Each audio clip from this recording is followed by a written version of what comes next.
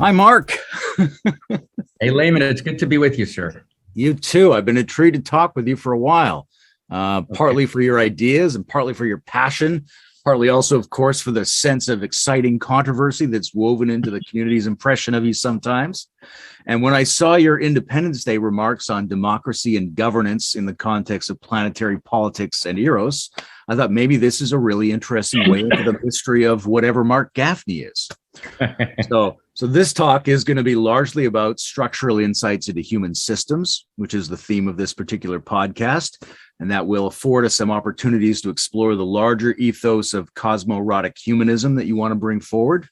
We'll touch in on a few other things near the end that maybe the community want to hear about, but that's not what the focus is today. And maybe that's a jumping off point for a future conversation. Sounds like a plan, Layman. We're in. Fantastic. You lead the way.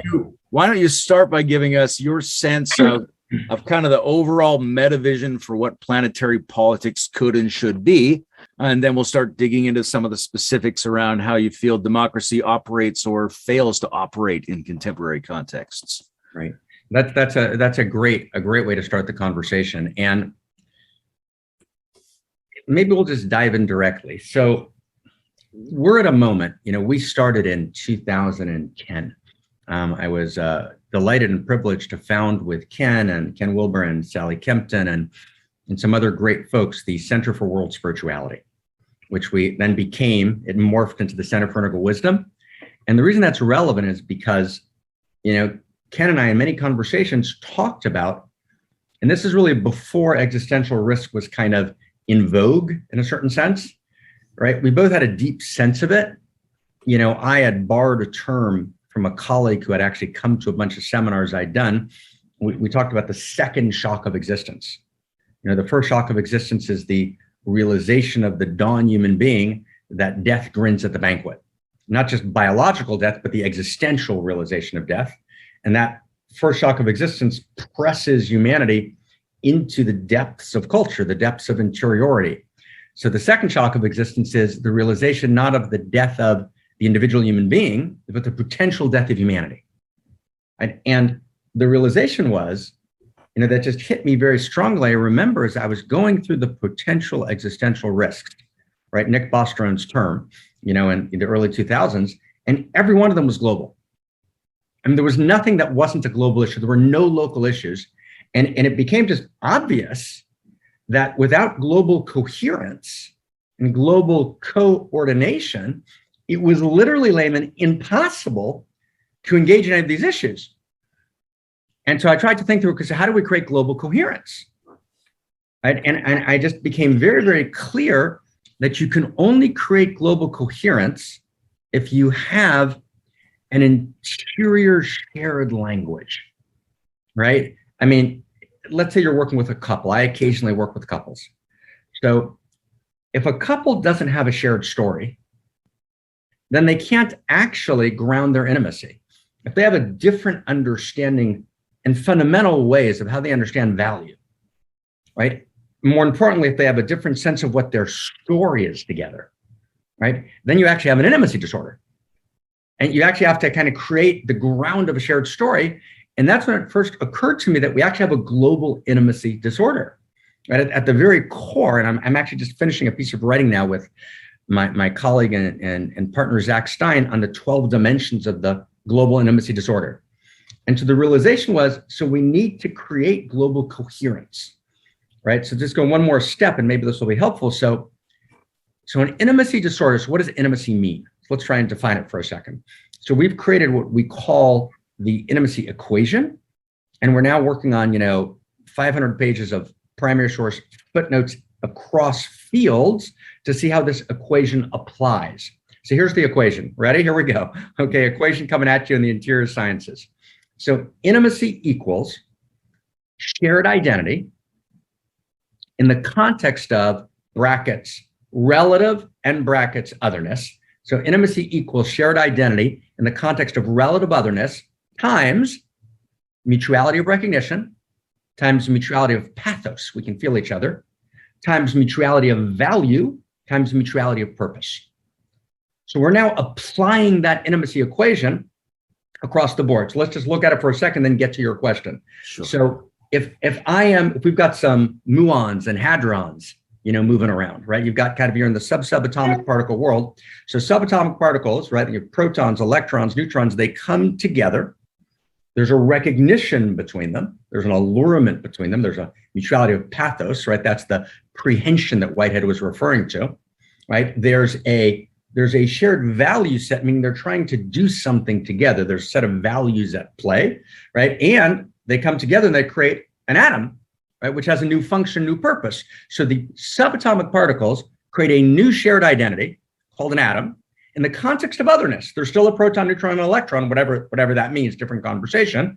And there's mutualities of recognition, pathos, value, and purpose between them. That's true about an organization. It's true about subatomic particles becoming an atom, right? It's true about a couple.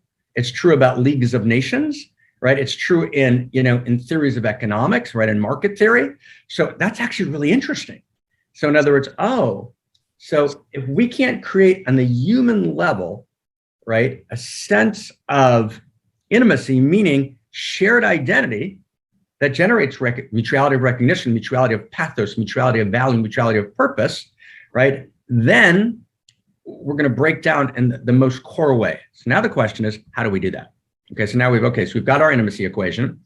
We've kind of in like 1 second here, we've kind of alluded to the fact that this works cross-platform. So we're talking about this meta theory that will work cross-platform, but it's a different conversation. I know that you're having a different set of conversations on that. Maybe we'll get to that at a different time. So now, so let's just try in our very short time. So how do we address that? How do we actually generate, right, a response to the global intimacy disorder? Now you could say, let's restore intimacy, but that wouldn't be true either because we've never had intimacy at that level. It's not a restorative move, right? It's actually what Gershom Scholem calls Walter Benjamin. It's a utopian move, meaning it's an emergent intimacy. It's an evolutionary intimacy. We have to evolve intimacy, not restore intimacy. We've never had global intimacy before. So how would we do that? So here's the 1 second, and then back to you. And I apologize if this took too long, right? But just to get the pieces on the table. So the way you restore intimacy is you generate, and this is very precise, again, I'll be very precise, you generate a shared story of value, dash, inherent value, dash, rooted in first principles and first values.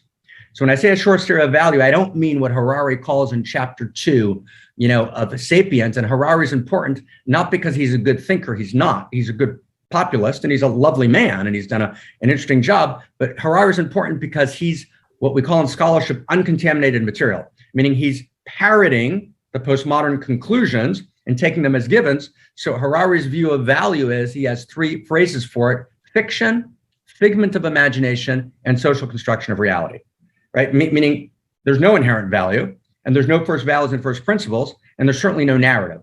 What we're saying is to actually create intimacy, you need a shared story of value rooted in first values and first principles. And the reason that's important, you need both. Habermas, for example, is trying to look, although he doesn't call it that, he's trying to look at first principles. People like Mary Evelyn Tucker or Brian Swim are trying to look at a universe story, but it's mythopoetic without inherent value. Brian wants to be, and I like Brian's great, but Brian wants to be really sure to stay within the standard narrative, make sure he's being mythopoetic so he's kosher, and he's done a beautiful job. And so is Habermas, but neither of those are sufficient. Story by itself is insufficient. You need a story of inherent value, right? Combined with first principles and first values. Why? Because only those two together create two factors: will and allurement, right? So for example, when Snowden, right, distinguishes systems theorists between complicated and complex systems, complicated system means they're hyperobjects that the parts are dissociated from each other, therefore it's fragile, right? A complex system means, right, Brazilian rainforest, complex system, Ferrari, complicated system, right? World currency, complicated system, right, et cetera. So what's a complex system? So let's add to Snowden. Complex system means there's allurement between the parts. There's an inherent will between the parts to find each other, and there's a sense of allurement between the parts. So how do we create allurement and will, whether it's political will or moral will? We create that through a shared story of value. rooted in first values and first principles. So George Floyd is tragically murdered. We're in the middle of freaking COVID. The entire liberal community that actually completely subscribes in many appropriate and beautiful ways to masks and all those important restrictions and lockdowns all floods into the street, into Black Lives Matter rallies, importantly so, and COVID be damned. Why? Because we saw what appears to be a murder. We saw the violation of value in front of us, this kind of horrific, horror, right? And it was watched millions and millions of times, right? And it generated moral outrage, as it should. It generated an allurement. We wanted to come together. Political will was generated, and a certain amount of action was taken. So that's a general sense of what we mean by global intimacy disorder is responded to by a new story of value. A new story of value is a new set of coherence between parts, right? In other words, we bring together parts in a new shared identity. That's what a new story is. It's a new configuration of intimacy. It's very beautiful, which brings together the leading edge validated insights of pre-modern, modern, and postmodern into a new integration, new configuration of intimacy, which responds to the crisis of intimacy, last sentence, which has been the movement of evolution all the way up and all the way down. Meaning evolution always is a crisis. The crisis is a crisis of intimacy. The response to the crisis of intimacy is also a restoration of intimacy, or the evolution of a new emergent level of intimacy. That's the same thing that happens here. So that was a big, I know we did a big tapestry, but I hope that helps. Now we got a big tapestry. Now we can work. Yeah. Now we got a frame. That's very rich. I don't know if it's complicated or complex, but we're going to leave that with people. And we'll come back to that after we've gone through some of these specific points. Thank you for your patience. I want to say I like a couple of things about it right off the bat, because I periodically try to turn my spiritual practices into algebra. So I love that you guys have an equation around this. And I'm really intrigued by the notion of creating something new that has the same form as restoration and operates at an international stage. That's really interesting. And so we're going to come back to there after we go through what in your article, or the segment of your talk that became an article, were called the 6 dimensions of broken democracy. Right. And so the first one that was in there is that voters don't understand the complexity of hyperobjects. And I think what it's saying there is, when we set up our democratic constitutions and procedures, many of which were formed in the 1700s, we were not facing the sheer complexity of our current international economic and technological realities, and B, our knowledge of the world was very simplistic compared to what we know about how systems and interactions and networks function today. So I think it's probably true that if even experts and algorithms can't adequately handle the nuanced complexity of today's world, we should stop pretending that the average voter has a realistic handle on these situations, especially when they're also being lied to and massaged and targeted with disinformation. On the other hand, a lot of people feel, perhaps rightly, that their inherited human heuristics for intuitive behavior are actually really smart, maybe smarter than they are, and are unconsciously adapted to handle messy complexities very well. So maybe you could give us a sense of what you mean by a hyperobject, and also how you view the limits and the opportunities of human capacity to make complexity workable. No, fantastic. So two things. One, this first notion that sense making is, virtually impossible to do for the voter who needs to make a decision. So it's a good example of was Richard Dawkins, and Richard Dawkins and I disagree about, pretty much everything, right? Although once one would accept Richard's apotheosis of DNA, we can go with him any place, right? And what Richard basically does is makes DNA God, and then he solves the problem, and then everything works. So actually, once we accept the apotheosis of DNA, we can actually go with Richard. And Richard's a brilliant, thinker. And he said something very beautiful. He said, around Brexit, he said, "Why are they asking me to vote on Brexit? I have no idea," right? Of the cascading set, right? Here's a very intelligent man, right? Who kind of reads carefully and basically says, right, to understand the cascading interplay of economic issues and political issues. And Brexit, he said, I can't vote on it. I have no idea. And I think, and you pointed to that. So that's definitely part of what I meant. But here's the second part, and everything you pointed to, is really, you said it better than I did. So beautifully stated. And I'm going to get to your heuristic question at the end. But let's go to the second step.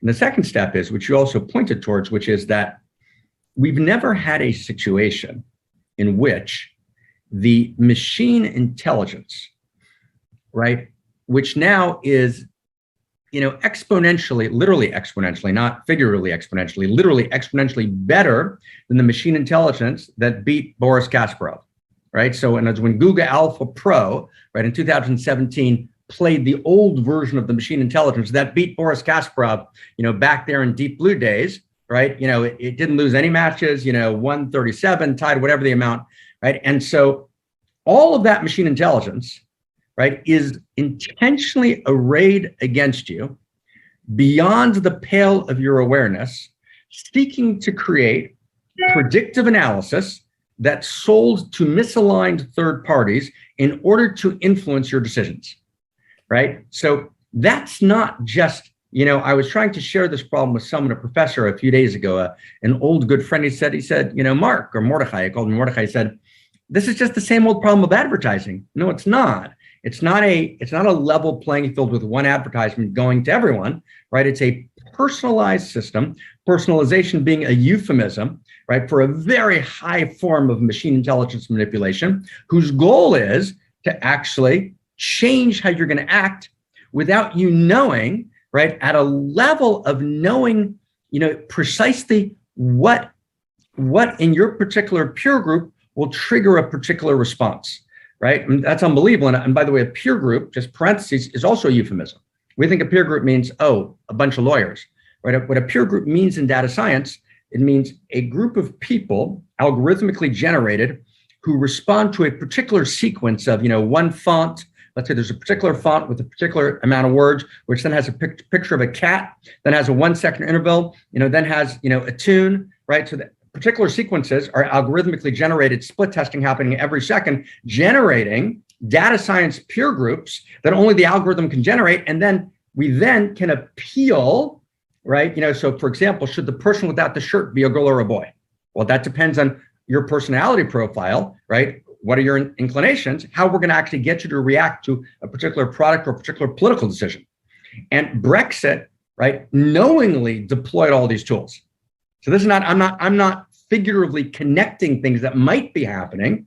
These things are happening, right? That's a very, very big deal. So with that going on in the background, combine that with the hyperobject, right? You're in a lot of trouble.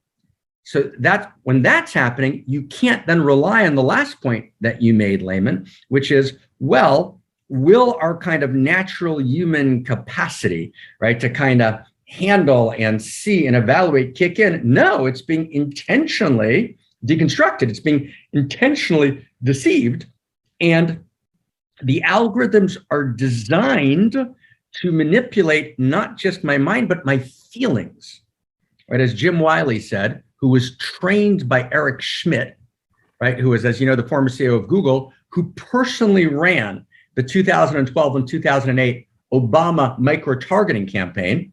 Jim then went on to work for, guess who? Cambridge Analytica, right, in 2016. And everyone, of course, blamed the terrible Trump people for doing this terrible micro-targeting. But Jim was trained by Eric Schmidt in the Obama campaign. And this is standard practice. And when Jim explained, right, what was happening, he said, we're actually targeting your feelings, your vulnerabilities, right? So in other words, the notion that you go inside and you kind of feel, right, that's the old liberal order. Our consumer and our voter decisions are based on our feelings. When we can hack the life system, and feelings can be reduced inappropriately, but feelings do have a vessel dimension, not just light, right, to algorithms. And you can then manipulate those feelings so that default mode that we always relied on, right, actually is inaccurate. So it actually makes no sense in that situation for people to vote. Now, there are solutions. In other words, we could have liquid democracy, for example, right, which Jim Rutt has kind of appropriately championed, where we have people voting for us, or we could have certain educational processes we go through. It doesn't mean we abandon voting. It means we up-level voting, right, to require a kind of, as Jefferson and Washington famously talked about, right, we need to train people in the science of government. That's what the founding fathers envisioned. And we need to actually engage in generating kind of a new training in the science of government. But that's okay for number one. I think we got a sense of it. Is that fair? Yeah, that's a fair, and that's a good sense. Okay. The second one, the key issues of the day are not being voted on. So to me, that brings up the sense, I mean, there's a complaint that democracy is confined to particular domains. Wilhelm Reich campaigned for democracy in the workplace 100 years ago, and it's still barely been tried. So there's lots of areas like work that are not democratic, and there's lots of issues affecting everyone that don't enter into the arena of public decision making. None of us voted on having massive industrial fish boats pushing ocean species to the brink of extinction and filling the world with nets. That was not on the ballot. None of us voted on whether to export our vaccine supply lines to other countries or have these algorithms hacking our subconscious. So we have to ask ourselves, like, what good is democracy if it doesn't even have its hands on most of the levers? Right. So how big an issue is this, and what could we possibly do about it, Mordecai? That's great. No, that's Layman. Layman, we have to give you a Hebrew name, right? That's very sweet. So Layman, again, you're articulating it beautifully, right? So the second variable, who is as you completely correctly say that we listed there was, right, who votes for the key things, and let's just kind of nail it, right? Who voted for Google? Right? Who voted for the Google business model, right? Who is voting for, and this is really important, what's driving now, let's say, the new advances in the last half a year, right, in AI. And what's happening in AI is there's incremental advances in AI's capacity, right? One incremental advance, not such a big deal, right? But then there's 10 over 5 years, and now we have a changed game. Now, who's tracking that? So that's being driven essentially by entrepreneurship, right, and research, which are married, right, and which are driven essentially by a win-lose rivalrous conflict governed by win-lose metrics. What we called, back in 2014 when we did the Success Summit, we called it Success 2.0, right? In other words, it's a rivalrous conflict win-lose metric story, and all of our major decisions are being made there. I mean, that's kind of shocking, right? I mean, when C.S. Lewis, in a book called The Abolition of Man, that Zach and I are actually now writing on, right? It's very interesting. So C.S. Lewis talks about the fear of the conditioners, right, generating new scientific methods in an omnicompetent state, right? And Lewis got a lot of it right, and he was talking about Skinner, particularly. But of course, the issue is not the omnicompetent state. The issue is the omnicompetent private set of techplex, right, leaders, what Zach and I are calling techno-feudalism.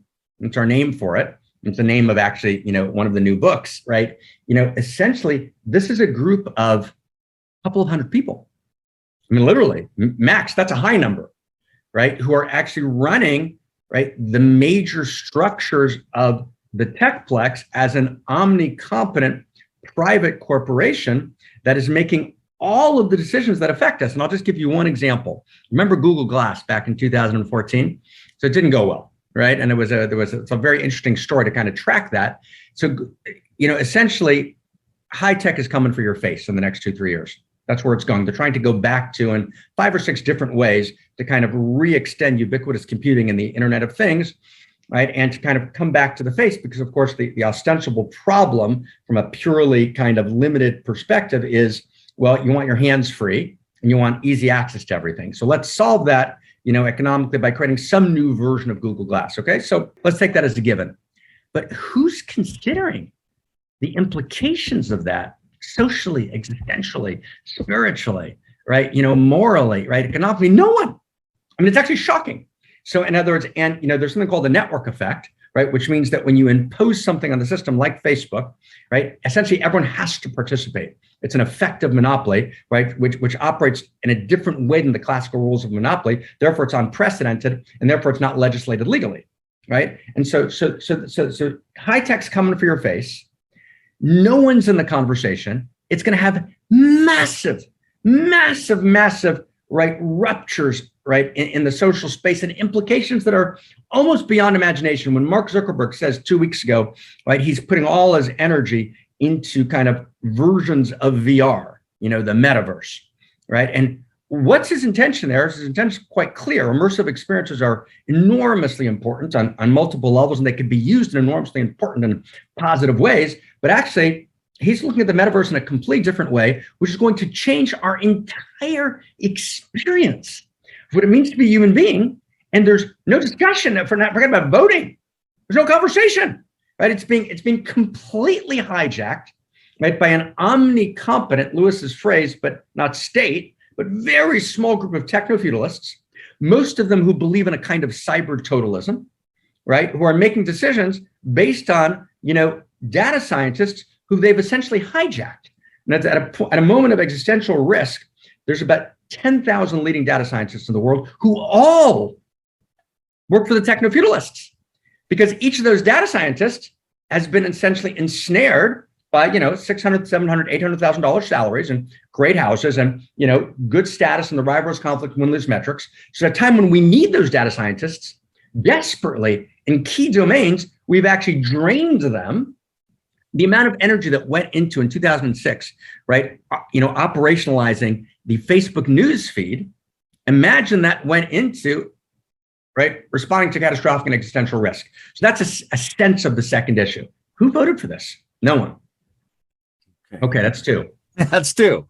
The third one, if I'm remembering correctly, is we're voting inside nation states, and the issues that are bedeviling us are international. And that's, right. I've had a couple discussions with John Bunsell, the founder of Simple, trying to bring pressure to the international context, and that's helped me take this issue really seriously. So I guess the question is, how should we or could we respond to planetary level situations, A, without imposing excessive global governance, and B, kicking decisions down to the lowest level at which they can be solved, so that top level decision making is left to handle issues that are specifically international, because people have a really strong gut reaction against the possibility of global governance. Right. So we want to be able to say to them, hey, it's not going to be for things you can decide in your local city council, but there are some things that have to be held at that level. How do we do that? But Layman, that's really, really important. And I might make up a Hebrew name for you along the way, right? I'm sure we got to think about that. But that's a good one. But so let's think about this for a second, right? And we already said in the beginning that all the core forms of catastrophic and existential risk require global coordination and global coherence. We've already established kind of in our kind of opening conversation that you can only create global coherence by creating a new emergent order that responds to the global intimacy disorder. And in the structure that we laid out, that would be a new story of value, inherent value, rooted in first values and first principles. Let's put that back on the table. And from that place, look at this issue. So take an issue like data and take an issue like sexual slavery. Those are two really good issues, right? Sexual slavery and labor slavery, right? We have 5-6 times more slaves in the world, today than we did when Lincoln, right, emancipated the slaves. And, we grew up, right? And I remember being in, 4th grade, 5th grade history and the excitement of, Lincoln's emancipation and, Amazing Grace, what happened, earlier, Wilberforce, right? That gorgeous story in England. And we kind of think we got that one handled. We don't. Right? I mean, the level of slavery in the world today is shocking. Slavery cannot be dealt with in any intelligent form. And in 2006, after I went through a personal tragedy, I actually thought maybe I would spend the rest of my life working on this issue. And I failed. I failed to actually be able to kind of, muster sufficient influence to actually directly affect policy.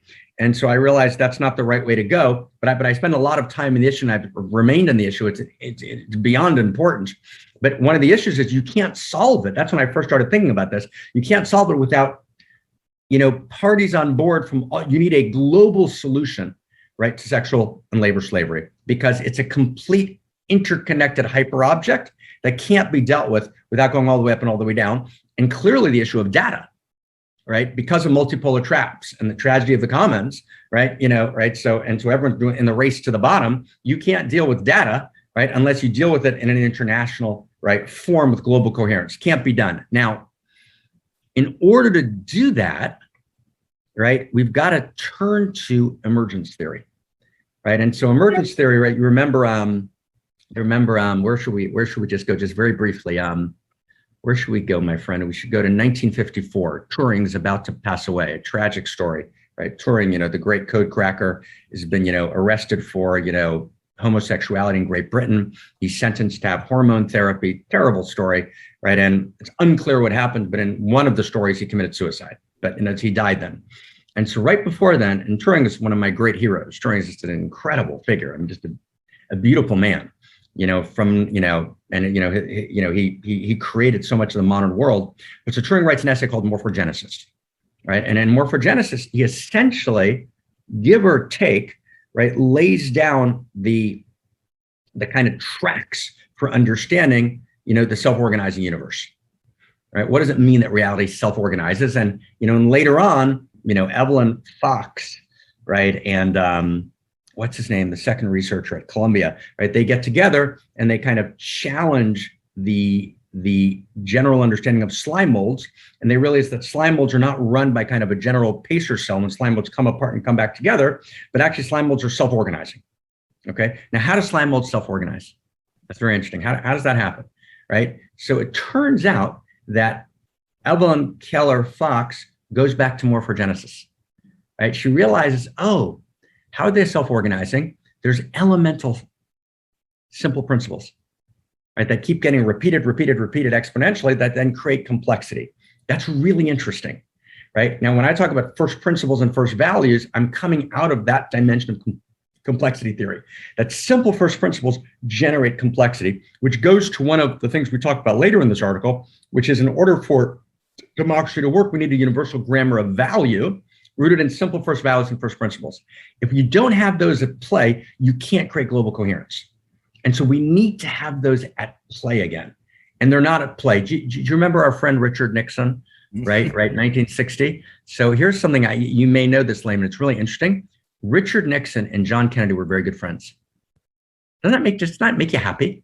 It just makes you happy, right? It's a good world. They met in a 1947 train ride, where they kind of bunked together, became good friends. They were friends during all the years in the Senate, right? Richard Nixon wrote a very beautiful letter to Jackie when Kennedy was killed. But and even they ran that fierce campaign against each other in 1960, which was, I'm talking about stolen elections, right? It was a complicated story. Joseph Kennedy was not a fair player, right? Nonetheless, they had a deep friendship. They had a deep common set of values that they didn't care about postmodernism. They experienced those as intrinsic values.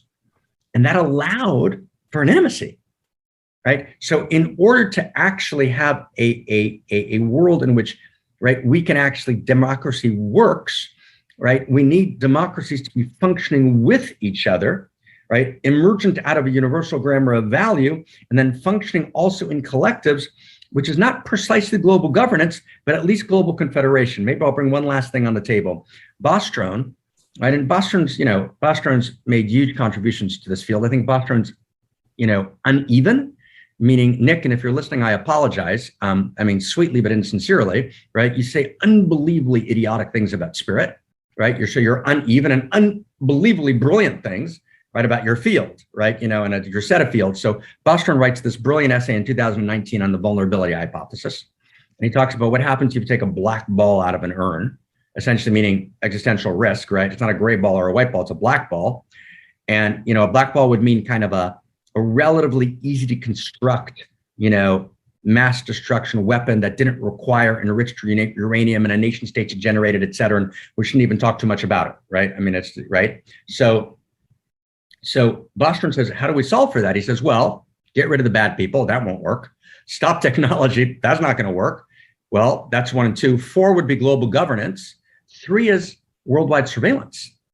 And this thing that Shoshana Zuboff doesn't understand in surveillance capitalism, and it's a very important book and lots of problems with it, but actually we may need worldwide surveillance to respond to the black ball out of the urn. The problem is not worldwide surveillance. The problem is worldwide surveillance without first values and first principles, right? So we actually may need not quite global governance, right? We understand the fear of that, but actually a kind of global confederation, right, of shared, not just interest, shared value, right, which then generates and an ability to deal with sexual slavery and who owns the data. Right? Two issues that, for example, obviously climate, and the list goes on and on, you can't even begin to touch without global coherence. So that's 3. Yay. Well done. Good rant. Okay, we're good. I'm going to couple the next 2 together, because the next 2 are the preposterous nature of voting and the win-lose structure of democracy. And these are key issues for me, because I'm always looking at the structural factors and how we come together to make collective decisions, which lead those decisions to be of a fairly low quality. Right? We've got a ridiculous situation set up where, for some reason, the most money usually wins elections because our brains are easy to hack by businesses and algorithms and tactical politicians. We're sort of inside a general civilization sphere of black magic or something like that. And it seems implausible that we could quickly educate people up to a level of social sophistication in which they're not falling for simple neurosocial hacking. And then beyond that, there's real questions about the capacity of our voting procedures, right? We have secret ballot, which is nice, but winning a plurality or even a simple majority can still leave half the country disagreeing with the so-called will of the people. So we always seem to be recapitulating a team sport dualism on every social issue that comes up. So, from your point of view, Mark, why isn't voting working? And what openings do you see that could bring about a transformation in how we go about making collective decisions? Fantastic. Those are like brilliant inquiries, and thank you. So let's see if we can tease them apart a little bit, if we can, for a second. Okay, so let's bracket the preposterous nature of voting, which is kind of its own issue, and we'll talk about that in a second. We've actually alluded to it before when we talked about, Eric Schmidt and microtargeting, and Jim Wiley, kind of Schmidt's kind of lieutenant who then did Cambridge Analytica, but we'll return to that. Let's look at that, where you started, the second issue, which is kind of the win-lose structure of voting. So here I just want to invoke my dear friend and, beloved evolutionary partner and colleague, Barbara Marx Hubbard, who passed, and we miss her dearly, and she was a very close friend of mine, also of my dear friend Daniel Schmachtenberger, and we spent a lot of time talking, what Barbara called, it's her term, or she may have borrowed it, but I heard it from her, synergistic democracy. So I want to credit her with that term. And I think one of the things that we forget to do a little bit in the millennial world is people forget to credit people. So I want to credit and honor Barbara with that. It's a very good term, and of course, let's unpack the problem first. When we did this 2014 conference on Success 3.0, what we basically said is that this win-lose, this rivalrous conflict governed by win-lose, metrics is a form of what we call pseudo-eros. Right? There's a field of eros. Eros is a much bigger conversation. Everything we're talking about, when we get to the solutions, we start talking about what we call a politics of eros. And we'd have to kind of create an equation for eros and what does eros mean and how does it relate to intimacy? And we'll get to all that, maybe not today. But for now, let's just say that when you don't have eros, you have pseudo-eros. Reality doesn't tolerate a vacuum, right? So in the emptiness, you can't hold the emptiness. You don't have a genuine story of value, you create a pseudo story. You don't have genuine value, right? You create pseudo value. You don't have, let's say, I'll just give you one example. You don't have a genuine sexual narrative that meets our experience of sexuality. So then you create pseudo-sexual narratives, what Anne Applebaum just called this week in The Atlantic, the New Puritans, right? That was her article, and it was in the liberal Atlantic, interestingly enough. So when you don't have genuine eros, you always have pseudo-eros. And pseudo-eros, looks like eros, but it's not, right? And that's really, really important. So what happens is when you don't have a genuine shared story of value, you're not going to be without a story, right? Another story is going to step in. So what stepped in is basically a success story, right? A romantic story and a hero's journey. Those are the 3 stories, and how each one of those works is a different conversation. But let's just say for now, the success story is a form of pseudo-eros, and therefore it's very, very powerful. Now, given that, right, what does that mean? So that means as follows: because the win-lose metrics, right, forms your very identity. If you're not successful, right, in a particular way, you've succeeded in a certain kind of commodification in production, right, which allows you to succeed in the rivalrous conflict, which is governed by the win-lose metrics, you don't exist. That's identity. That's a failure of your very identity. We kill for identity. Now, so what happens? What happens is you create polarization. Polarization means you're out of the Tao. You're out of the field of value. When you're in the Tao, when you're in the field of value, right, then opposing values become paradoxical. Because those values are expressions of the Tao. They're expressions of the field. When you've stepped out of the field, or you think you've stepped out of the field, you actually can't step out of the field. But when you have an experience, you've stepped out of the field. So what happens is you gravitate towards a value, but that value becomes your pseudo-eros. So you're pro-life or you're pro-choice. Really? Are all the pro-life people against choice? Have they actually thrown choice out as a value? That's absurd. Are all the pro-choice people against life? It's a completely absurd, right, kind of framing of the situation. But when you've stepped out of the field of value, then you basically take a value, you make it not your eros, but your pseudo-eros. You decontextualize the value from the larger field, and from its natural dialectical tension with other values, you transform that value into a pseudo-erotic absolute, and then you have polarization. So polarization always emerges from stepping out of the field of value, or at least having experience of stepping out of the field of value. That's what creates, right, the win-lose structure, right? So in other words, the way voting operates today is essentially it's a win-lose game, right? What you try and do is you want something to pass. You marshal all of your energy, all of your lobbying, all of your support, all of your money. You try and destroy the other side and pass your bill, which means you've got now 50% of the country, let's say in America, who's furious. Now, as long as you were in a shared field of value, you could kind of be okay with that. We're all watching Walter Cronkite. There's no news feed where we're all seeing different information. So we have a shared experience. We have a shared field of value. We're going to still kind of hold you in our minds because we don't want to create too intense polarization. And we have a kind of shared sense of the world. But now we're in this new kind of digital hyper mode in which we don't see the same things in the news feed. We have no common experiences. We therefore interpret reality completely differently. We're not in a shared field of value. There's no Nixon and Kennedy who are meeting behind the scenes. So now we've got just a win-lose metrics voting game. Voting becomes a weapon. We've weaponized voting, right, as an expression of the win-lose metrics. So we move to radical polarization, which in the end will break us apart.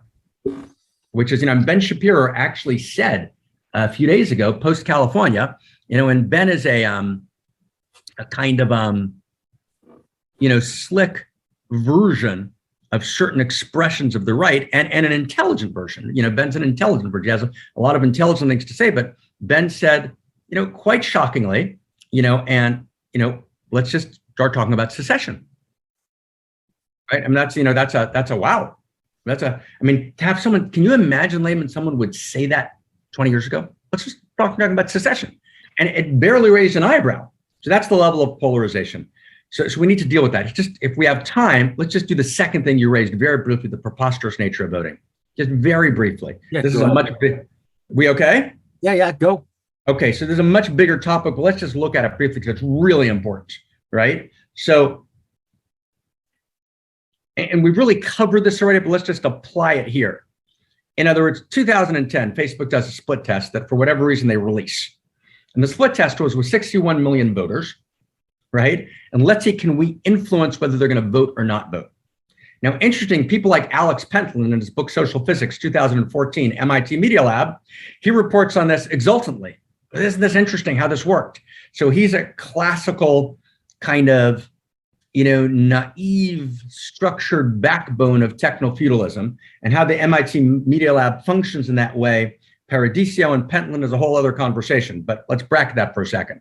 But they report that study, and Facebook released it. But what that study actually tells you is something which is shocking, right? Which is that actually Facebook can swing an election easily, because what they do is they tried with text, showing people text, encouraging them to vote didn't work, but showing people faces of their Facebook friends who did vote did have a statistically significant impact in particular districts on who voted. Now, we have to understand, when people say to me, oh, this stuff doesn't affect me. No. The way you create digital dictatorship is not on whether it causes you to buy something or not. You create digital dictatorship by creating peer groups that create statistically significant shifts, right, in how many people vote or don't vote in micro-targeted areas. That changes elections. That makes elections actually irrelevant, right? In other words, because if you have, as we do today, if Obama had he had profiles on all the wavering voters in America, not based on conspiracy theorists, based on the best academic research, right? That's been reported by multiple serious scholars, right? So he micro-targets those people, right? And let's say he gets some of them to vote, and then in another area, he gets people not to vote.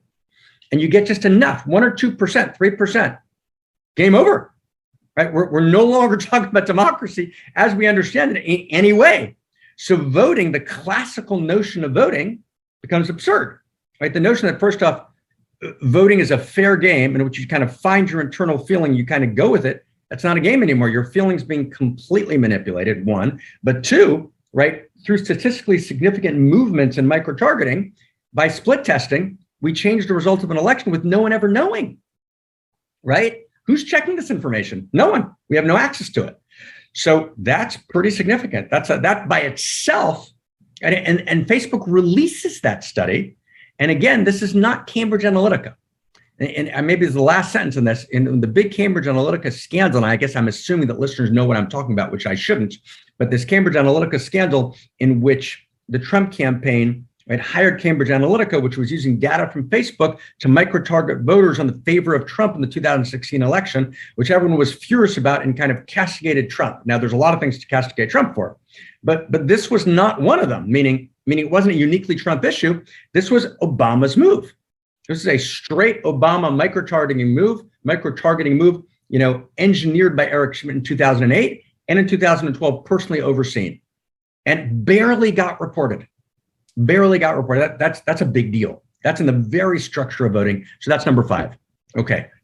These, these big structures, these information systems and analysis systems that are going on everywhere, it's very strange because one of the reasons it doesn't get reported is simply because people have a hard time making meaning out of it. It's such an abstract, strange thing. They don't know how to feel about it. And I think a lot of the people who indulge in the less well-informed version of conspiracy theory are accurately sensing what's going on. They just don't have the ideation and the articulation to describe what the problem is, but they're aware there's a big problem and it's roughly in a certain area. No, that you're absolutely right, Layman. And Zach and I hopefully will be putting out a paper on conspiracy theory.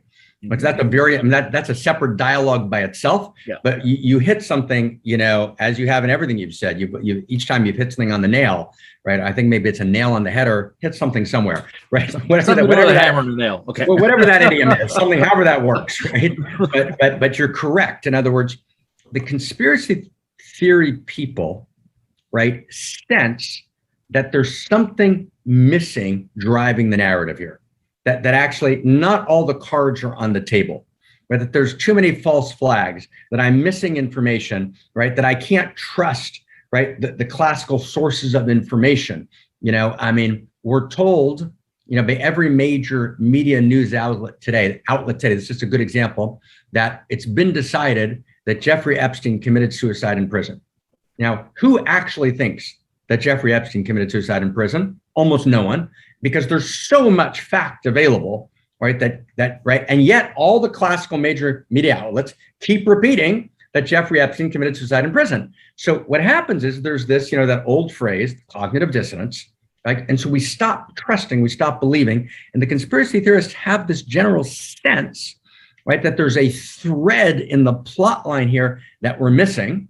Then, right, the old noble lie of propaganda doesn't work anymore because we have a new information system. So there's enough anomalies, right, floating through the system. And then what conspiracy theorists often do is they put them together in an inappropriate way, right? But a good example is voting, right? Was this election stolen? Well, let's take a look. Well, I don't think so, right? But you got to ask yourself 2 questions, right? If you thought that Trump was an existential threat to the future of the world, right, and you had the opportunity to steal the election, what should you do? Don't answer that question. Okay, that's one, right? That's an interesting thought experiment, right? But here's the second thing, right? And I don't think the election was stolen, to be clear, right? But, right, when you've got newscaster after newscaster saying there's no real issues with election irregularities, that's just not true.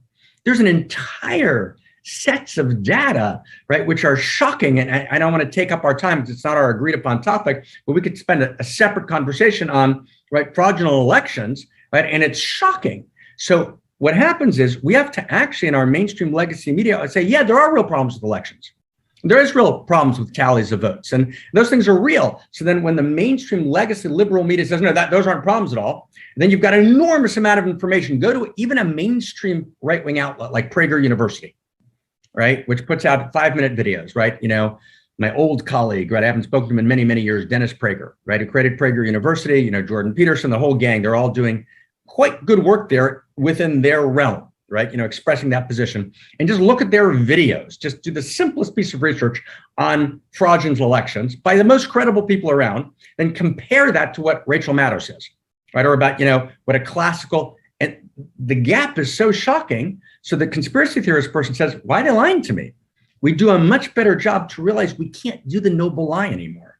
There's too many anomalies. We actually have to be more honest in our communication and educate the general public, right? And demand a higher level of citizenry and create mechanisms to make that possible, which we can. We've got to make it an absolute priority, right? To actually engage citizens in the science of government.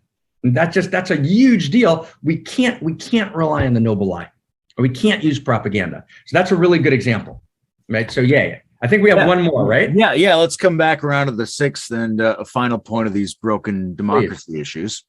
Synergistic democracy only works with a shared grammar of evolving values. We've touched this a little bit already, but the big one. What do these mean? What the heck is synergistic democracy? What is a shared grammar, and what are these evolving values? That's all right.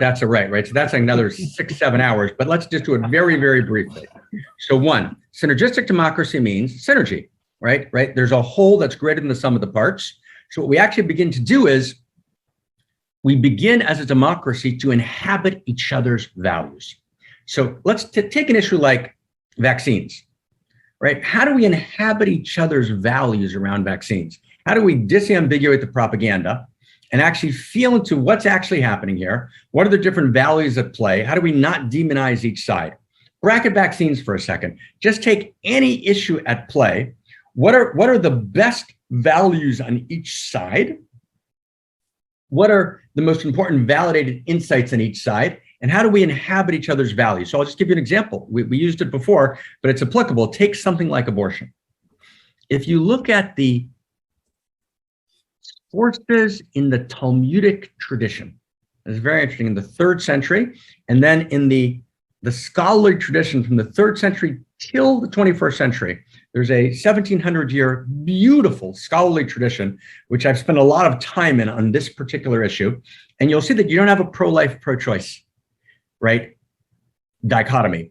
Actually, the legal theorists, who are also value theorists, inhabit both values.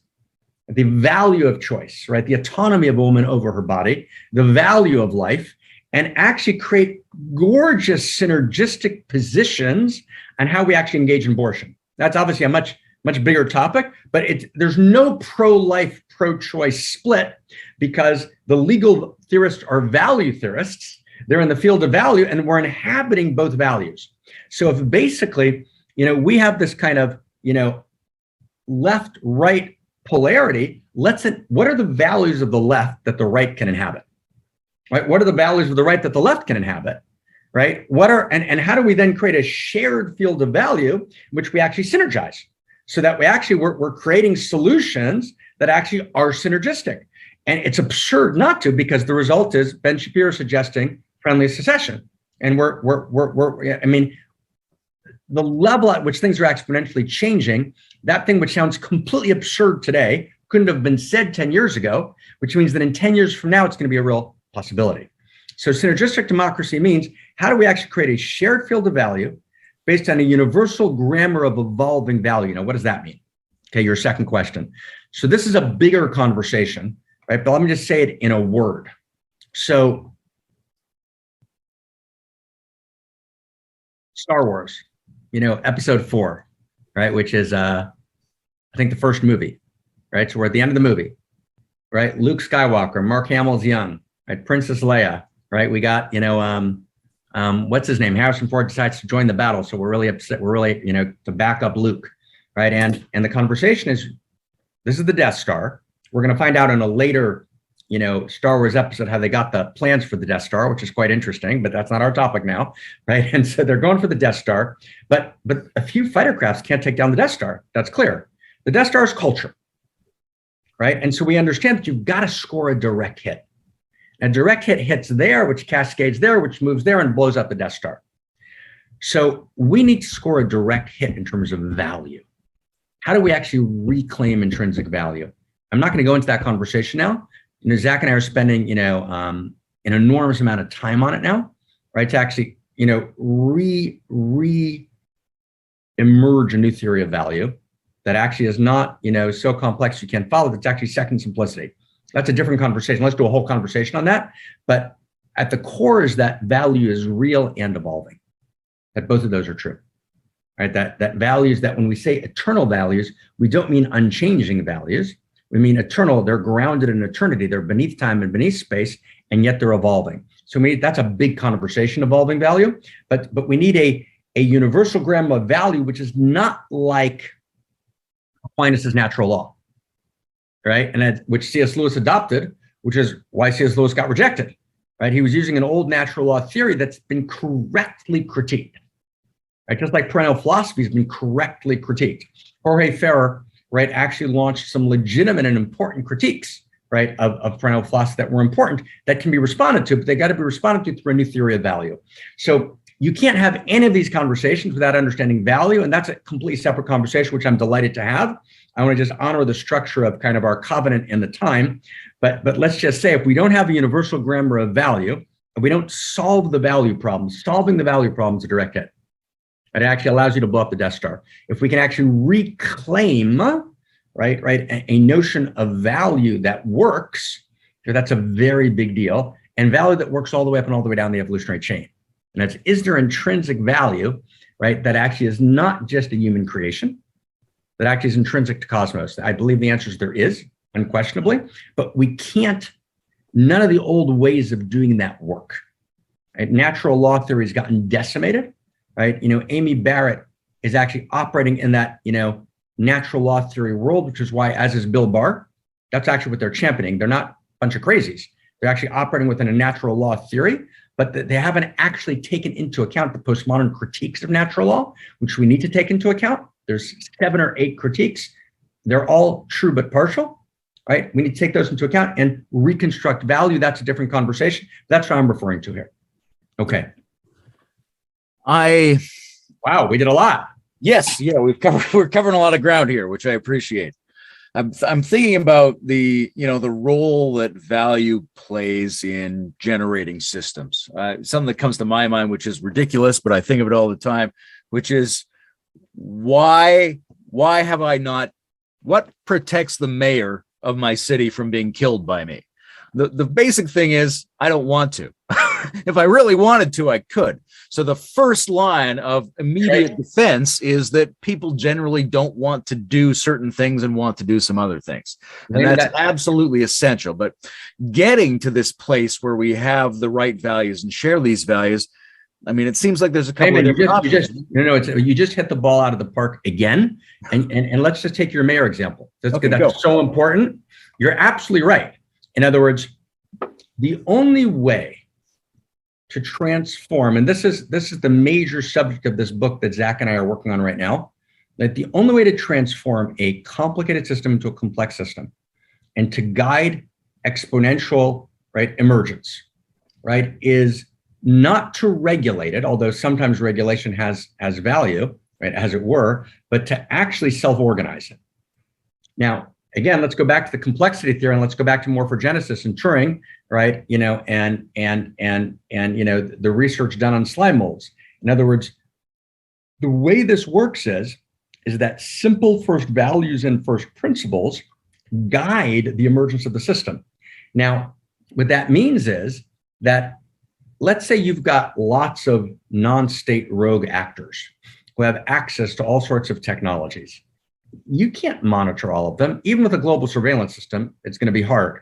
So you need them to be part of a grammar of value, right? Meaning the same way that Layman, right, is not going to, assassinate the mayor of Detroit or wherever he happens to live, right, somewhere in Michigan, right, because he's held in an inherent structure of value, which self-organizes, repeats itself exponentially, and includes the citizenry. Once you deconstruct that, you're in very big trouble. And this is the Chekhov point, right? If you have a gun in the first scene, it's going to go off in the third scene. So if you deconstruct value, right, really not even in postmodernity, as Habermas pointed out, postmodernity is basically, modernity, on steroids, right? Hypermodernity, right? And Zach actually pointed out to me that passage, right? And it's actually very important. So once you've deconstructed value, which actually already took place in modernity, it's not a postmodern deconstruction. Postmodernity is just kind of amplifying it. It goes from Hume all the way to neo-Darwinism, all the way to Auguste Comte, through positivism, through existentialism, and through postmodernism. There's a thread there that's very clear. There's another modernity that's an alternative modernity. That's a different conversation. But that modernity has deconstructed value. Now, that's going to now come home to roost, right? That gun in the first act is going to be fired in the third act, and it's going to be fired at the mayor, right? Because we've deconstructed value, right? And, there weren't school shootings 50 years ago, right? Now, when you deconstruct value, the gun's going to be fired in the third act, one way or the other. So the reconstruction of value, what we call it the Center for Integral Wisdom, the reconstructive project, right, is the overwhelming moral imperative of our time. And, Ken Wilber has done a gorgeous job in creating an integral framework, which is one of the critical scaffoldings for that conversation. And Ken's deployed Habermas, in a brilliant way, and kind of played with complexity theory and chaos theory. And he's done a great job. And that's a key piece of the story. We're now going, the next step, and we're saying, okay, let's articulate now more like, existentialism, romanticism, right? An entire new field of value. Let's take as our scaffolding, among other meta theories, but critically, right? Integral distinctions, which are critical and brilliant and beautiful, right? And I'm, always in debt to that gorgeous work, right? That Ken did. But what we now need to do is create an intellectual, spiritual, existential, moral, political, economic movement, right, that generates a new field of value. That's the reconstruction of value.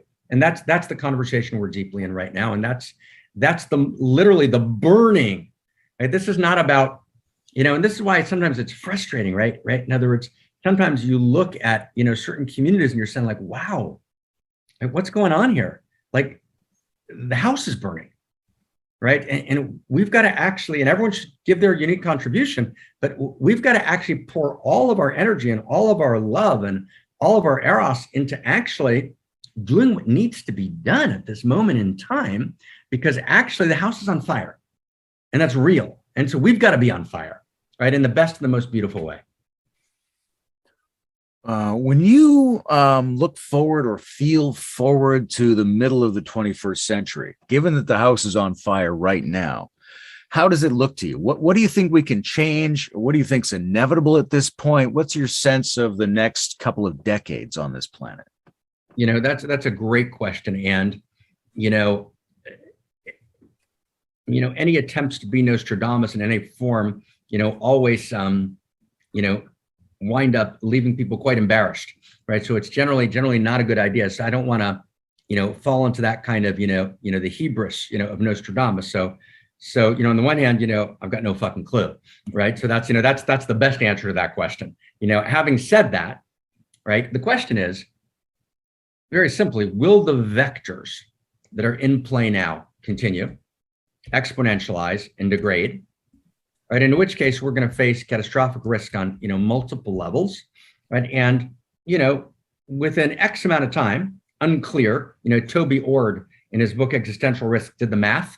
He kind of crunched the hard numbers. And he came up with a bunch of results. His result was in the next 100 years, 1 in 6. We could face existential risk. 1 in 6 is a very, very high number, right? And over the next several hundred years, it was more like 50-50, right? Bostrom crunched other numbers and had, slightly different, right? So the question is how you crunch those numbers. That's a good question, but there's a pretty universal consensus that the danger is very, very real, right? And so we have to actually understand, and this is where it gets very, we got to get very soft and very open, and we've got to be filled with fire and filled with humility and filled with audacity at the same time. We have to understand, Layman, how do we say it? There's a covenant between the generations, right? In other words, the past, right, labors for generations, and they passed the baton to us. And so all of their successes and all of that meaning depends on us. And at the same time, the future has no voice other than us, right? And we are the voice of the future. So if we basically drop the ball in this moment, right, the past actually collapses in some way and the future remains unborn. I mean, it's a shocking idea, right? But the notion of a covenant between generations doesn't make sense, my friend, without first principles and first values, right? In other words, without a sense of first principles, and we can barely be responsible for someone who's across the ocean. But when you actually, right, make the spatial distance not only geographic, but temporal, right? So we've got to actually move out of our myopic temporality, right? And actually feel into the future and feel the voice of the future, right? And the baby's whispering, the trillions of lives unlived, the love is unloved, the creativity undone, the moral acts undone, the nobility, right, unborn, which literally depends on us, right? How can you not, right, be on fire with both the trepidation, but also with the enormous privilege, enormous, insane privilege to be able to have a seat at the table of history, right? And pour your life into engaging. And this is one of the places where, I think our friends, who are post-doomers, there's a whole post-doomer community, are making a tragic mistake, and they can cite Overshoot, that book as much as they want, but actually we can't be looking down, right? In other words, the very energy of evolution, right, that moved us from single cell to multi-celled organisms lives in us. And so we need to actually be aware of that evolution alive in us, and we need to claim it, and we need to be like madly humble and madly audacious, right? And we need to be on fire. Right? We need to be on fire, right? We need to step in and kind of, and it's so often, Layman, that it just kind of breaks your heart when you see, wow, people are just doing business as usual, kind of commodifying spirit, selling it, competing. Whoa, let's stop, friends, right? Let's find each other, right? Let's write. In other words, and this is our moment, right? This next 10 years, 20 years, are so important, like that. Call to madness from Marc Gafni. to mad love and mad creativity, right? And the madness that Rumi talked about, right? In other words, where you realize that the only sanity is madness, and in the best and most beautiful sense of the word. While you're saying these things, I'm thinking about first principles and first values. And it seems to me there's a couple of different strategies to go about getting some agreement around these things in the world, right? It seems like some people would advocate that we sort of sell each other a shared advanced narrative of some kind, that by agreeing on that, we would sort of be plugged into a shared story that evokes these values. Some people would say maybe we don't need a shared story, but if we could just acknowledge and agree upon what these principles and what these values are, then we would all be acknowledging the same toolkit and we would have that in common. And other people might say that all of that stuff is too cognitive, too verbal, and what we really need to do is engage in certain kinds of shared practices that produce these agreements about value and clarity about principles as a kind of side effect of what we're doing together. What do you think about those three? Where do you lean there, or is it something else entirely? That's a very big conversation, right? And as we said before, the value conversation is a separate conversation. And my inclination is, if you're up for it, maybe we'll do a separate conversation just on value, right? Because we need to unpack, and it's such a critical conversation that we can't afford to get it wrong. So what I just would say, kind of, and I hope that together with Zach, we'll actually put out a paper on this, fairly shortly, right? Where we're going to try and unpack this, in some at least initial depth, and then take it the next step. But let's just say for now, that 4 points. One is we need first principles and first values. that are inherent to cosmos. That's one. Two, those first principles and first values need to be coupled with a story of value. It's very, very, very important, right? In other words, a Habermasian attempt by any other name to articulate first principles by itself won't work. I'll give you just a simple example, perhaps, maybe two examples. So let's say we do a broadcast on the 8 ethical principles that demand that we engage slavery in Burma, right? And we ask people for donations, no response. Then we put the picture of a 9-year-old girl and we tell her story, right? And we say, she's a slave in Burma, huge outpouring. Why? I'll give you just a second kind of image, right? And I know this might not be true for you, Layman, but for other people, it's probably true, right? It's late night, you're exhausted, you got to relax, you've permitted yourself to turn Netflix on, and you got a choice. There's this great movie or there's a really informative documentary, okay? Just feeling in your body, informative documentary, okay, great movie, right? So in other words, you've got an embodied sense of those two. And the reason I turn to an embodied sense is we need a yoga, not just a dharma here, right? And so a story does something, because a story is not just a social construction of reality, right? The way the Hebrew lineage master said it, they said, God loves stories. But what they meant by that is that story is in Zach's and Maya's language, right? Story itself is a first principle and first value, right? That's a big idea, right? And I've got to talk about that a lot, but that actually there's a narrative arc to cosmos, right? That story itself is part of the structure of reality, and therefore it organizes reality. So it's not enough to have first principles and first values, and it's not enough to have a story, right? So I think you need a story of value, inherent value, that evokes allurement and will, and then you need, right, first principles and first values, which your story is rooted in, that evokes will and allurement. You put those two together, you actually have a possibility of changing the vector of cosmos. That's a really, really, really big deal. That's like, oh my God, that's madly exciting, right? In that best sense of the word mad. And again, neither will work by themselves, and they have to be intrinsic. So I'll just give you, let's see what I have here. I'm looking here. Here's just the Avenue book I was looking at today, Global Revolt, written by a very nice young man. I assume he's a nice young man. Nadav Ayal, who's about 40, Israeli, columnist, friend of Harari's.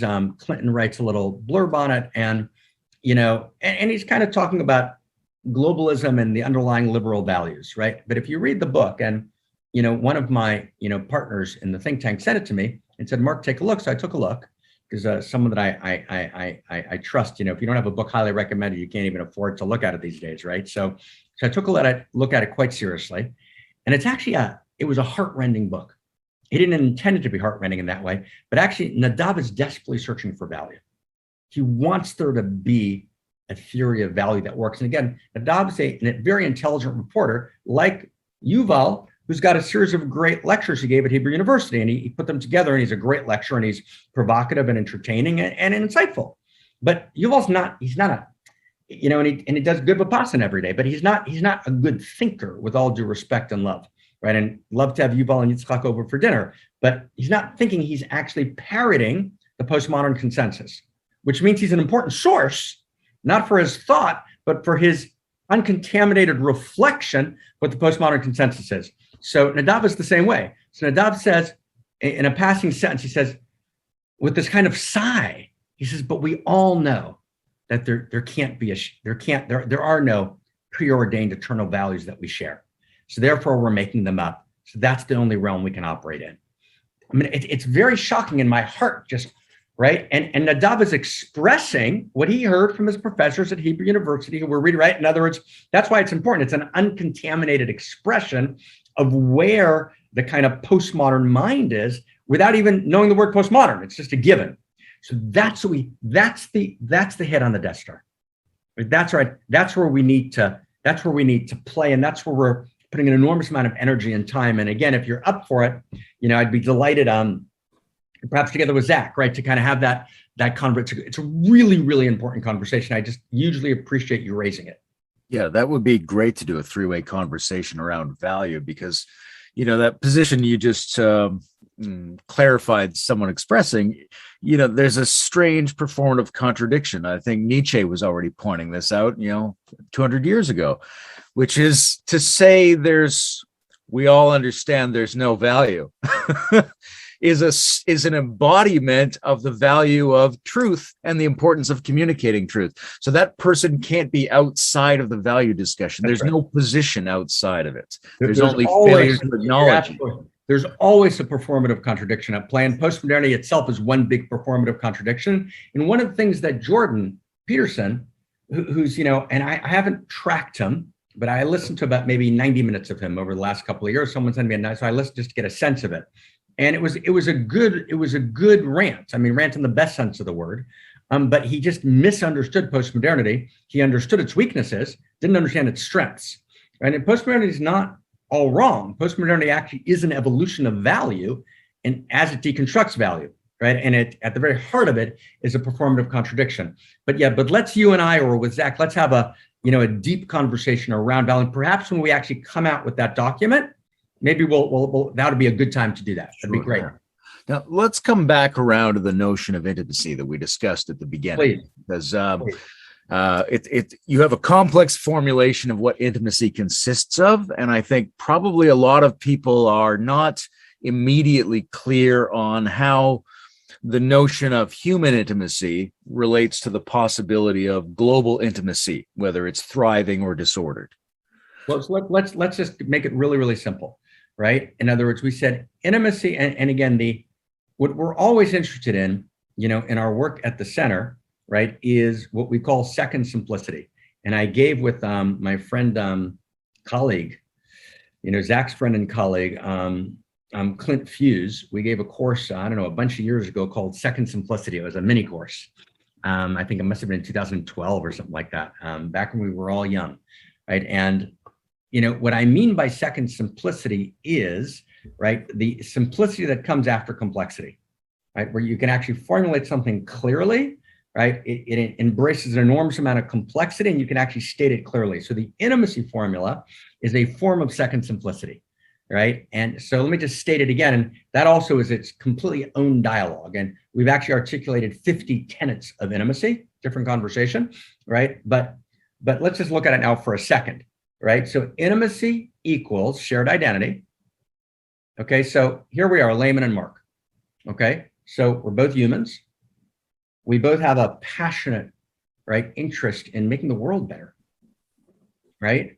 We have otherness, right? Now there's Layman, there's Marc. We're not in fusion, but it's relative otherness. We realize that we're part of a shared, right? And so therefore, and we recognize each other, right? I've never met you before, right? We've passed by each other, inadvertently here and there, right? And then, and hopefully in this first real meeting, we have for the first time a mutual of pathos. We can actually feel each other for the first time, right? And we have a shared value. We wouldn't be able to have this conversation. And we actually have a shared purpose, right? So we've actually created a dimension of human intimacy here, right? When there's actually a dimension of shared identity between us. We're not getting married, right? We're not right. But that's not what intimacy means. Intimacy means there's a dimension of shared identity with these four mutualities. And then these mutualities, each one of them can dial up and dial down, right? Depending on the form of intimacy. So intimacy, and let me say it differently. Let's just take one piece of it, mutuality of pathos, which is one of the four mutualities. So let's just double click on that for a second because it's an easy way in. So from that sense, from the second, multiplication sign, right, in the equation, right, mutuality of pathos. So intimacy would mean I feel you and you feel me. The second loop of intimacy would mean I feel you feeling me, right? And you feel me feeling you, right? And then a third loop of intimacy would be I feel you feeling me feeling you. It's very beautiful, right? So each one of the four mutualities, and in some sense, the place I most love to be is in these places. I'm speaking kind of and articulating meta theories these days because I think there's an overwhelming moral imperative to do so. But what I'd really like to do is be in nature and meditate and pray, right? In other words, and talk about intimacy, right? But at this moment in time, right, the house is burning. So we need to articulate meta theories, but not as in some geeky, weird way, but in a way that we're filled with mad love. We're filled with outrageous love, and outrageous love generates our meta theories. So this sense of intimacy means, wow, we really recognize each other. We can really feel it, right? We can really feel each other. We can actually feel the shared value, and we can create shared purpose from that. It's very beautiful. I mean, it's very beautiful. And that's how intimacy works, paradoxically, all the way down and all the way up the evolutionary chain. And then, Layman, for the first time, I can locate myself in cosmos. Now, my intimacy is not dissociated or ruptured from cosmos. My intimacy is an expression of the intimate universe. And I actually begin to understand evolution as the evolution of intimacies. Wow. That evolution actually becomes the progressive deepening of intimacy. And I had a beautiful conversation, had a whole bunch of them, but back in 2014, Barbara suggested I go visit Ervin Laszlo. So we sat in Tuscany, and we've done it again, a couple of years back. And we talked about evolution. So, the classical way to describe evolution is the evolution from simplicity to complexity. But of course, who wants more complexity? Really? Let's make your life more complex, right? In other words, what we mean by complexity is not quite that. And it's we use words in meta theory and in science euphemistically inappropriately, right? Now, we want to use not euphemism, but metaphor. Euphemism is a form of lying. Metaphor is a form of evoking a reality that we can't fully formulate in a short, in a short phrase. So complexity is actually describing, right, a radical, right, deepening of nodes of interconnectivity. But interconnectivity by itself is an exterior, right? The interior of interconnectivity is intimacy, right? So more complexity is actually more intimacy, that we actually can understand evolution as the progressive deepening of intimacies. Wow. And then I realized, okay, who am I? I'm a unique self. What does that mean? That's a term, I tried to create to describe something, but we're going to be putting out, with God's help, a new version of the Unique Self book, because so much has changed in the last 9 years. But so I'm a unique configuration of intimacy, consciousness, and desire. Oh, so there's a quality of intimacy that's laymanness. That meets a quality of intimacy named Markness. Let's say that we understand divinity, right? The God you don't believe in doesn't exist. So let's say we understand divinity as the infinity of intimacy, right? And we are unique qualities of intimacy. And then between us, there's a unique quality of intimacy. So between laymanness and Markness, in the space in between, there's a new quality of intimacy that never existed before. So in that sense, if I could be an interior scientist from, let's say, the Hebrew mystical tradition, with your permission for a moment. So if laymanness comes together with Markness, not from an egoic place, not from a posturing place, not from a commodification place, but we actually want to meet. And there's this quality, new quality of intimacy between us, and God is the infinity of intimacy, then we've created a new God. Wow. And that's how the Kabbalists understand it. The Kabbalists actually understand that when this new space between the cherubs, or the cherubs above the ark and the temple, and and the Holy of Holies, the Raiders of the Lost Ark, is a cultural allusion to that, right? The space in between is when there's a new quality of intimacy. So wow. And then when I meet Layman, I'm like, wow, he's a unique quality of intimacy with a unique perspective. And so I get to be excited about you.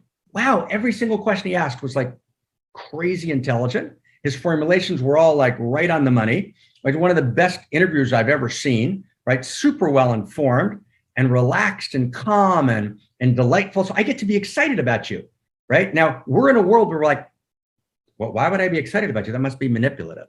No, I get to be excited about you. I get to be delighted. And now we're talking about a world we can live in, right? Like that. There's a very interesting relationship between the way people perceive manipulation and the experience of excitement. Like it kind of, seduction shades back and forth between these things. I think it's absolutely fascinating because it's so difficult for a lot of people to tease those things apart. But maybe we'll get to things like that in another kind of conversation. And by the way, that's a great conversation because, right, in mysticism, they distinguish between holy seduction and unholy seduction, right? So unholy seduction is when you seduce someone to break their appropriate boundary for the sake of your greed. However you do that is inappropriate. It's a violation of boundaries, and we all know how important boundaries are, right? When mystics talk about what they call petty, which is the Hebrew word for seduction, right? And they're not talking about sexual seduction. We've exiled seduction to sexuality. Seduction is a much broader category, as you were implying.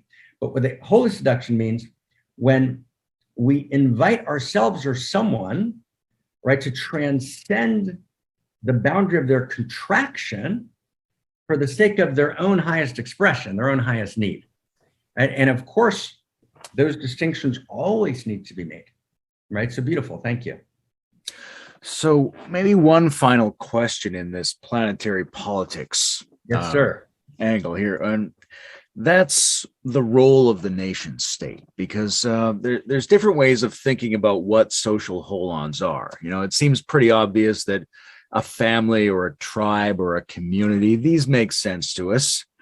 But when it comes to the nation state, it's very ambiguous. Is this an actual legitimate natural chunk of human self-organization, or is it a kind of interference between the levels, right? Can we get to planetary much better if we overcame countries and just went at it as cities or as geo-ethnographic regions?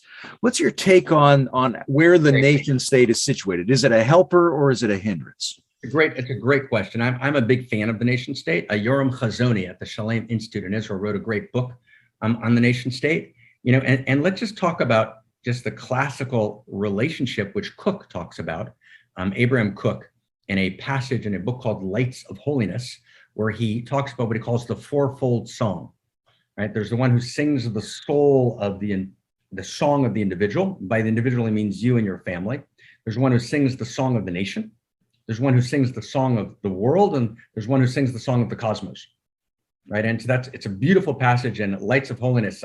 We could actually study it together at some point, where he's actually articulating Abraham Cook, who dies in 1938, and one of the most important, kind of philosopher mystics, evolutionary mystics, talks extensively about evolution, right? And he's talking essentially about what we would call egocentric, but I wouldn't call it egocentric consciousness. I would call it egocentric intimacy, right?